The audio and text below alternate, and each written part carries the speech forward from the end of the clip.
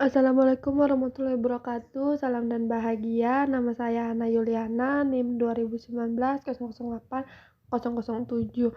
Pada video kali ini saya akan membahas tentang kewirausahaan di masa pandemi. Yang pertama, ada apa dengan COVID-19? Banyak sekali orang yang takut keluar rumah karena wabah COVID-19 ini terus menular. Kekhawatiran dengan masalah keuangan karena banyak pelaku usaha pada anjlok. Pertemuan antar orang menjadi terbatas. Banyak karyawan yang dirumahkan atau di PHK. Perilaku masyarakat berubah dari biasanya.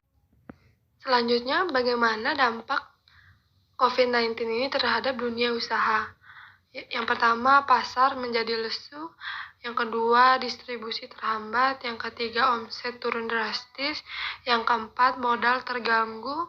Yang kelima, kredit macet. Dan yang terakhir, bahan baku akhirnya. Apa aja pilihan yang harus diambil gara-gara pandemi ini? Yang pertama, menutup usaha.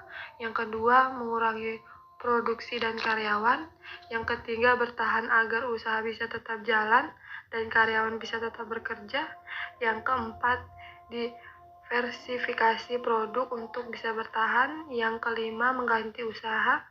Yang terakhir, memilih menutup usaha, kemudian bekerja di tempat lain. Selanjutnya, pilihan di atas memang harus diambil, tetapi banyak resiko yang harus kita tanggung. Di sini saya akan menjelaskan perubahan apa yang harus kita lakukan untuk bertahan di masa COVID-19 ini. Selanjutnya, perubahan apa yang harus kita lakukan agar usaha kita tetap berjalan dengan lancar di masa pandemi ini? Yang pertama, dengan membangun kekuatan tim. Di tengah pandemi corona seperti ini, semua pengusaha perlu beradaptasi secepat mungkin. Salah satunya dengan cara membangun kekuatan tim yang menjadi lebih solid. Dengan memiliki tim yang solid, maka segala beban dan kesulitan menjadi lebih ringan dan lebih mudah diatasi. Selanjutnya, yang kedua, mengatur cash flow atau arus kas.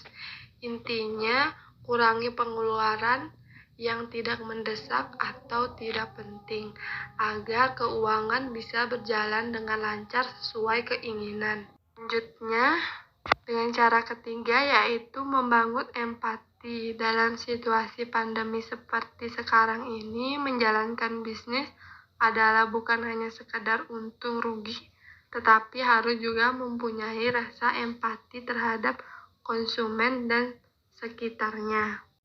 Dan selanjutnya, dengan cara yang terakhir, yaitu mengatur cara kerja pengusaha dan karyawan.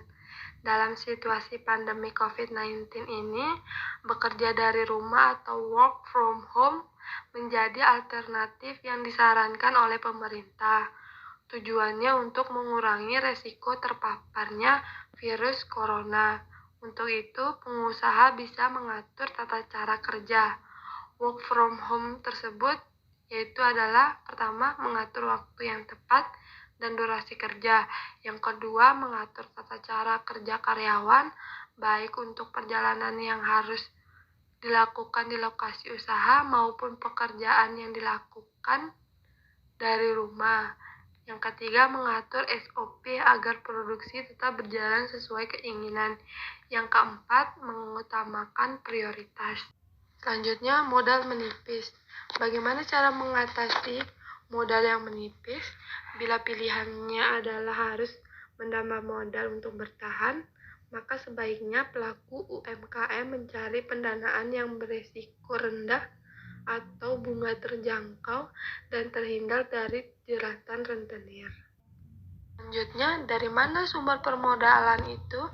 Yang pertama, pendanaan dari bank dengan bunga rendah, bisa juga dengan koperasi, bisa juga lembaga keuangan non-bank dengan bunga yang terjangkau, bisa juga dengan lembaga-lembaga BUMN dan swasta dalam bentuk pinjaman bergulir dari dana CSR. Yang terakhir, bisa juga dengan dukungan atau program stimulus pemerintah. Selanjutnya, kita akan merubah strategi marketing baru. Yang pertama dengan cara menjaga hubungan dengan konsumen. Yang kedua memanfaatkan seluruh sumber daya termasuk komunitas.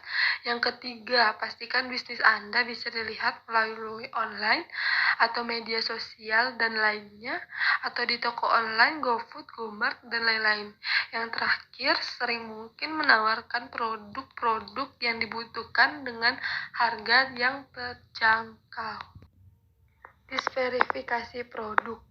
Dalam situasi pandemi COVID-19 ini, di mana hampir semua usaha terjadi penurunan omset, tetapi ada beberapa bisnis mendapat keuntungan dari hasil penjualan produknya. Apa aja bisnis itu? Ada beberapa bisnis di masa pandemi yang masih bisa berjalan. Yang pertama, bisnis alat-alat kesehatan seperti masker, flashlight, hand sanitizer, APD atau alat perlindungan diri, dan beberapa alat kesehatan lainnya. Yang kedua, bisnis makanan atau minuman dan sembako. Yang ketiga, bisnis obat-obatan dan produk suplemen seperti vitamin C, vitamin E, dan suplemen sejenisnya. Yang keempat, bisnis buah-buahan, sayur mayur, perikanan, peternakan, dan lain-lainnya. Yang kelima, bisnis jamu herbal, kunyit, temulawak, jahe, kencur, kayu manis, laos, dan daun serai. Yang terakhir, bisnis berbasis hobi, yaitu tanaman hias, menulis lepas, desain grafis, dan lain sebagainya. Bisa dijual secara online maupun offline. Maka momentum penting dalam situasi seperti sekarang ini menjalankan bisnis adalah bukan hanya sekadar untung, tetapi menyediakan apa yang dibutuhkan oleh konsumen atau pasar. Nah, pada slide-slide yang di atas itu, saya sudah menjelaskan perubahan yang harus dilakukan oleh pada pelaku usaha agar usahanya bisa tetap berjalan di masa pandemi ini. Dan bagi pelaku usaha yang ingin melakukan usaha, saya sudah merekomendasikan beberapa usaha yang bisa Anda lakukan atau kerjakan di masa pandemi ini. Selanjutnya, rencana dan kerjakan. Sebaik apapun ide bisnis atau rencana bisnis yang kita miliki, jika tidak dijalankan atau dikerjakan, maka tidak akan pernah menjadi usaha, apalagi menjadi sukses. Maka mulailah menjalankan usaha yang sudah direncanakan dengan penuh keyakinan dan kekuatan. Menjalankan suatu usaha hingga sukses membutuhkan perjuangan dan perjalanan yang cukup panjang serta kerja keras. Sekian dan terima kasih penjelasan saya kali ini. Lebih kurangnya mohon maaf. Semoga penjelasan saya kali ini bermanfaat bagi teman-teman semuanya. Dan selamat berbisnis. Semoga bisnis Anda lancar-lancar selalu. Salam dan bahagia.